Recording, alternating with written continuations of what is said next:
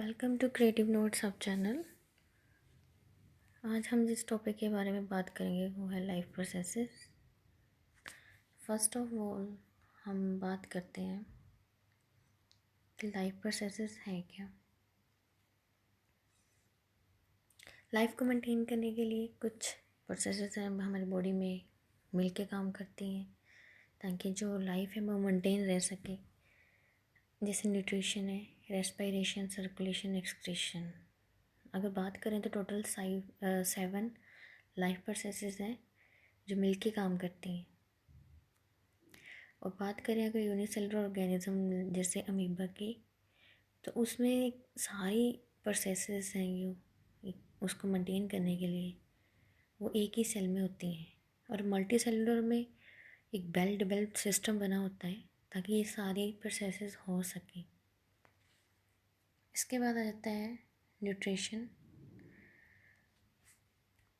तो nutrition mostly the process of acquiring food. हम कैसे नरिशमेंट करने के लिए बॉडी को फूड इनटेक कर रहे हैं डिफरेंट डिफरेंट टाइप का, तो ये डिफरेंट डिफरेंट मोड्स पे डिपेंड करता है। अब इसके डिफरेंट डिफरेंट मोड्स कौन से हैं? हेटरोट्रोफिक है, ऑटोट्रोफिक है। तो नाम से ही पता चल रहा है। ऑटोट्रोफिक क्या है? जिसमें वो सन की हेल्प से, सनलाइट की हेल्प से, कार्बन डाइऑक्साइड की हेल्प से, वाटर की हेल्प से खाना बनाते हैं, खुद ही बनाते हैं और उसमें मोस्टली प्लांट्स होते हैं। हेटरोट्रोफिक ये उन पे डिपेंडेंट है, ऑटोट्रोफिक पे और दूसरा एनिमल्स पे भी ये डिपेंडेंट है। तो सबसे पहले बात करते हैं ऑटोट्रोफिक न्यूट्रिशन की। इसमें ऑर्गेनिज्म अपने आप को खुद नरिश करते हैं, तो with the help of sunlight और केमिकल्स। ये भी फर्दर 2 टाइप्स के हैं जिनको हम फोटो ऑटोट्रोफ बोलते हैं और कीमो ऑटोट्रोफ बोलते हैं।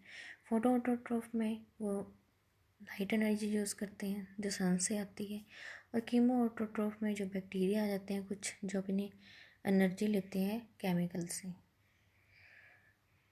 अब नेक्स्ट प्रोसेस होगी प्लांट्स में जो प्रोसेस है अपने फूड बनाने के लिए, तो वो है फोटोसिंथेसिस।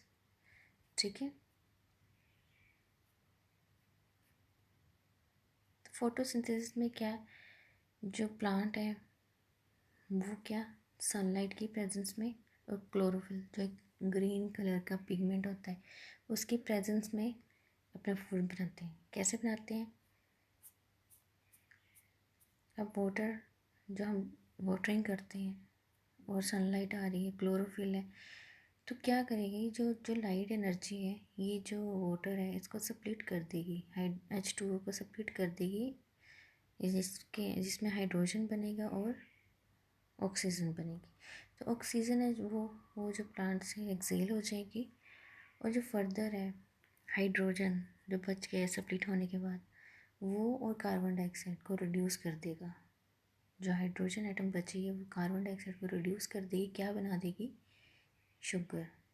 ठीक है, ये एंड प्रोडक्ट है, उसको एज अ फूड यूज़ करते हैं प्लांट्स। तो मोस्टली क्लोरोफिल है वो ग्रीन पार्ट्स में प्रेजेंट होती है प्लांट के।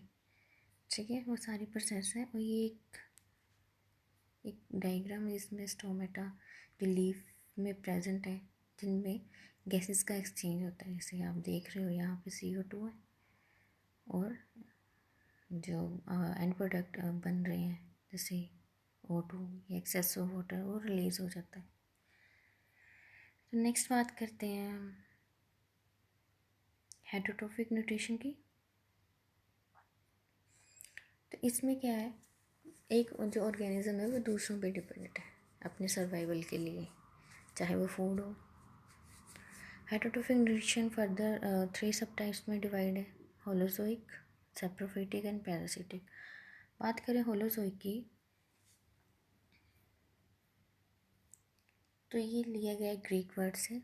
होलो मीन्स होल एंड जोइकोस मीन ऑफ एनिमल, मतलब फुल, मतलब एज एनिमल को एज इनकल्फ किया जाता है। अगर हम प्लांट की बात करें, अगर एनिमल्स हर्बीवोरस की बात करें तो वो एज सच ही प्लांट को इनकल्फ करते हैं।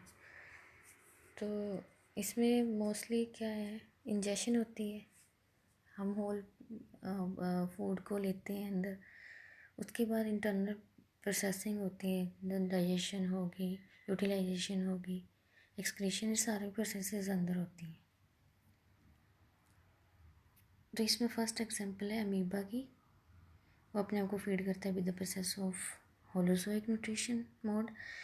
इसमें क्या है कि वो फूड पार्टिकल को एनगल्फ करता है स्यूडोपोडिया में। अगर आप डायग्राम में देख रहे हो तो यहाँ पे स्यूडोपोडिया बनाया हुआ है, स्यूडोपोडिया फॉल्स फीट होते हैं, सच उनके फीट नहीं है, पर जैसे फूड पार्टिकल को देखते हैं तो ये अपने यहाँ पे स्यूडोपोडिया फॉल्स फीट बनाने शुरू कर देते हैं ताकि ईजिली वो इनगल्फ कर सके फूड को।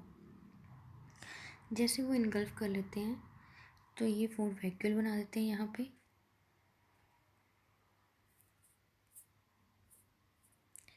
यहाँ पे फूड वैक्यूल है, उसमें फूड पार्टिकल्स हैं।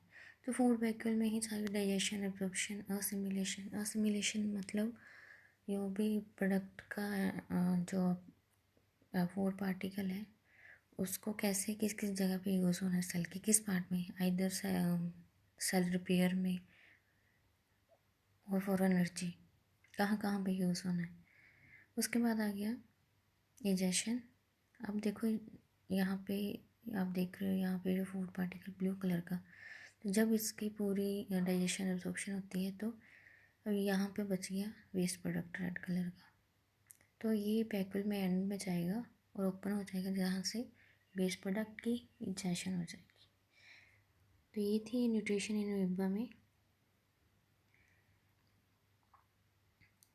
इसके बाद आ गया सेप्रोफिटिक। ये मोस्टली डेड और डिकेइंग मैटर पे सर्वाइव करते हैं, और जिसमें जो फूड है पार्शली पहले से डाइजेस्टेड होता है आउटसाइड द बॉडी, फिर उसके बाद वो एब्जॉर्ब करते हैं उसको।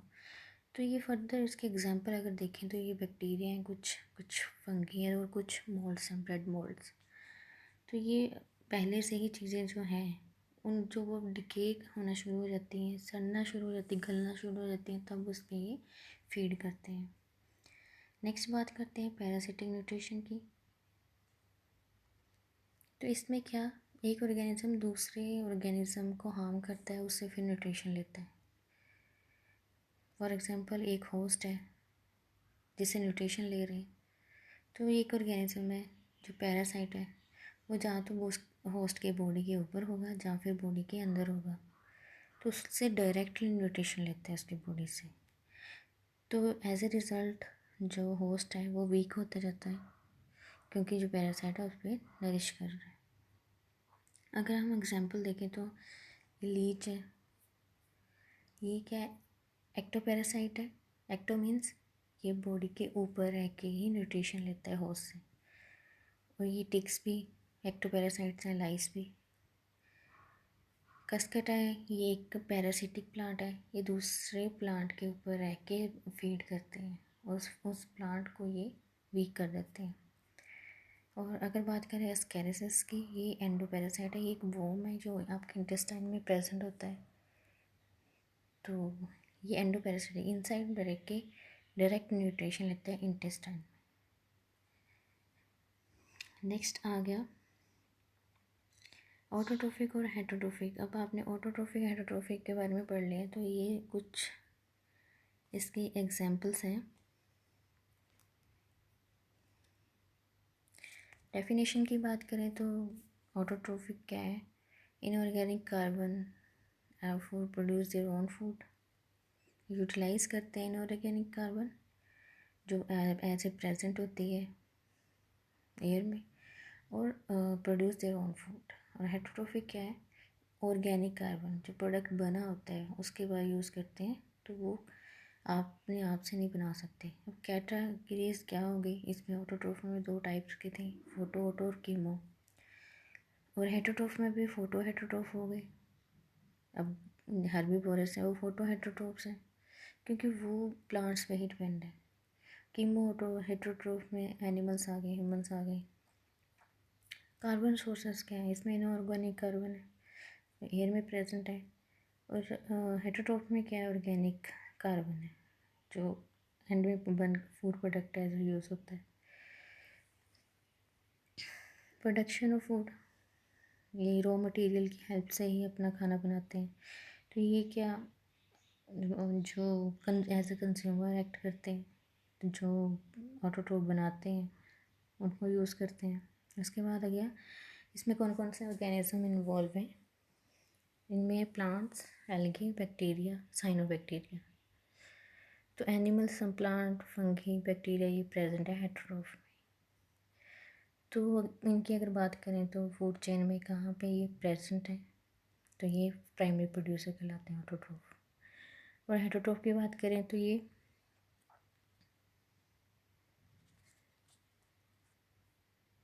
सेकेंडरी और tertiary level of food chain, तो इनका ये लेवल है। ठीक है।